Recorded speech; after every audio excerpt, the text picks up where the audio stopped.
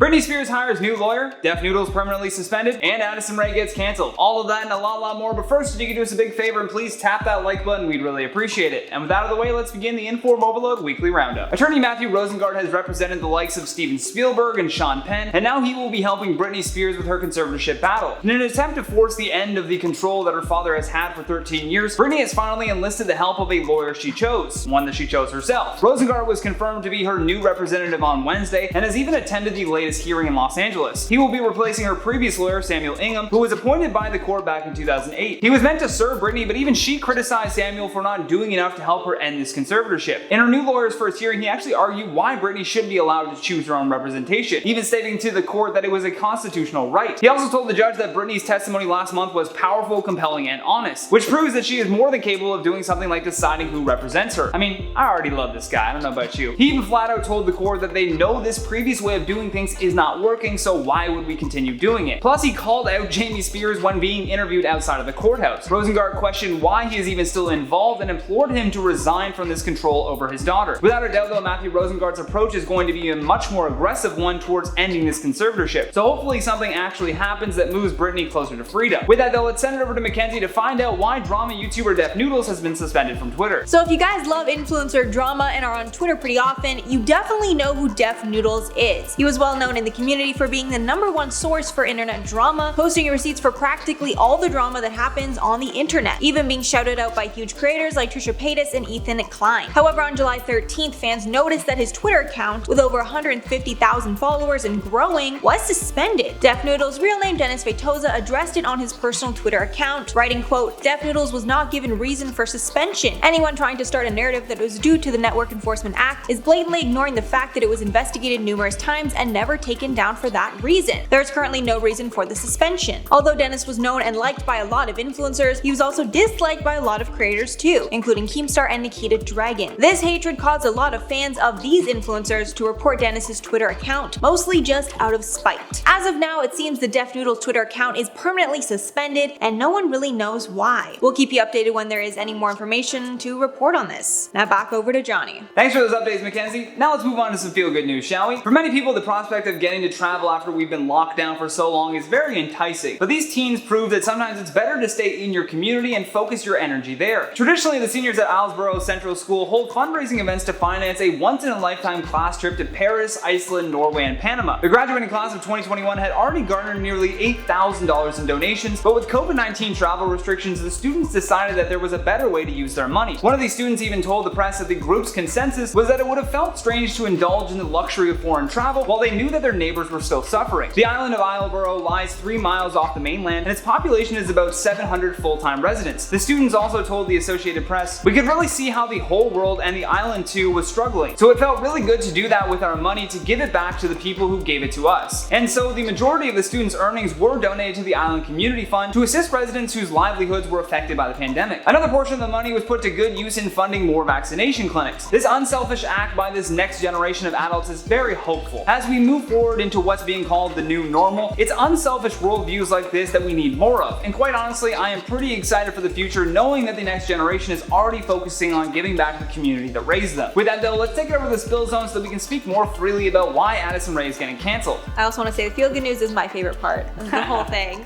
I love the feel good news. Oh yeah. Now let's talk about Addison Rae hanging out with Donald Trump. Yeah, I mean, I thought it was very interesting. Listen, I just think she's trying to get her name out there. She's affiliated with so many big celebrities already, you know, namely the Kardashians and who else. I feel like everybody wants a piece of Addison Rae, and yeah, you know what I mean? She's doing the best at networking. That's why I feel like she was kind of below Charlie for a while. I think she's blown past. I think she's moving right past her. She's like way up there. In terms of like becoming a household name, you've got her appearing on like the Kardashians, and that's kind of what I was pointing to in my video that I did on it. I was saying like guys, she's literally just networking. Yeah. That's all it is. He's one of the most powerful people in the country, if not the world. Yeah. And he was only sitting like a few seats kind of diagonal to her, so why wouldn't she do that? And like, it shows how smart she is. Like, even in that video, they cut to the Nelk boys, and one of the guys sitting there is like, she knows exactly what she's doing. Literally. Because when you think about it, when Trump was president, what were we seeing in the media? It was Trump did this today. Trump did that today. So much media coverage. So much Trump. Even still to this day, Biden is the president and everything. They still talk about Trump. They're still talking about Trump because they know it gets clicks, right? Yeah. People are angry. They don't like this guy, but they know it's going to get clicks. Yeah. So Addison is so smart in that sense. And I also heard Dana White saying that he was like really angry with his production team at the UFC event because he wanted to, they were cutting to different celebrities in the audience. He wanted to paint as Trump? they always do. He wanted to put it on Trump. But then what happened was they just didn't get to him in time, and then the fight ended up ending early. Being so short, it was only one round. Yeah, it was so short, so they didn't get that opportunity. He was like, even he admitted publicly that it was a major mistake to not even just show. Because I didn't know Trump was there, and that's someone you want to be showing at your event, right? I mean, yeah, that's crazy. Like half the country still thinks that he's the president, so it's like. Yeah, like he still got the second most votes out of any person in history. Of course, Biden got more votes, but you know what I mean? He still got an insane amount of votes. It was a close race. It's not like tons of people dislike him.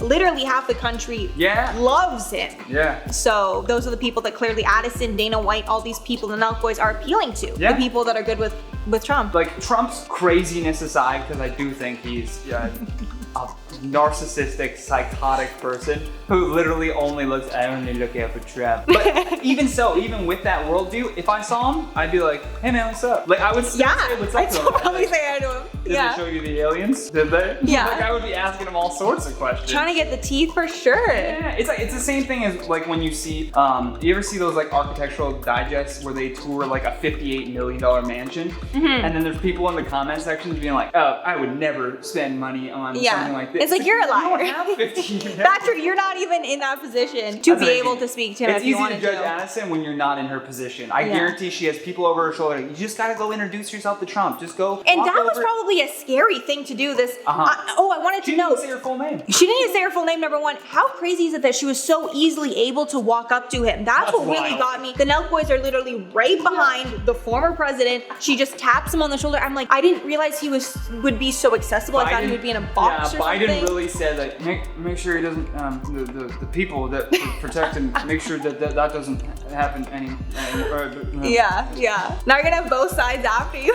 That's my Biden impression. We come for both sides, guys. Yeah. Yeah, we come for everybody. Nobody's safe here. Yeah. By the way, folks, that's been today's show. But before we get out of here, let's check out some of your comments from our last weekly roundup. Funbug says, Mackenzie, you are a gorgeous girl. Looking good, Johnny. Thank you, IO team. Thank you. So sweet of you. Lovely compliment. I did just get my hair done, so.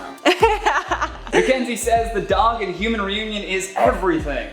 Yeah, that was pretty heartwarming. So sweet. As soon as I stumbled across the story, I was like, we gotta cover this one. Brenda Bravo says, hi, I'm a new subscriber. Thank you so much. We obviously love new subscribers around here. Subscribe, let us know below, and you might be featured in the next video. Ring that little notification bell. 85 Latin QT35 says, y'all are seriously reaching with the Shane story. People declutter makeup all the time. It's true. That's very true. Yeah. That was me. Hey, I clickbaited you, so got him. Then Loud says, let Britney do whatever she wants with her money. She only has one life to live. Couldn't agree more. For real. Yeah. Free Britney. Goddamn. Free Britney for sure. But that has been today's show, guys. Big thanks to Mackenzie Smith and our editing god Danielle for all of our hard work. I've been your host, Johnny Rogers. And I'm Mackenzie Smith. And until next time, stay classy, YouTube. Bye, guys. Try. Yes. I was like, when is he gonna throw in? Try, guys. It's hard out there. We got it all situated. Welcome to the weekly roundup. I think it's pronounced Islesboro Central School. Okay. Traditionally, the seniors at Islesboro, it's so hard to say. Islesboro? Burrows? It's Islesboros. I gotta get this right because I gotta say it like 6 more times. All right. Oh, sorry, I f***ed up the things before. I'll do this. Or we can just, you can do this now.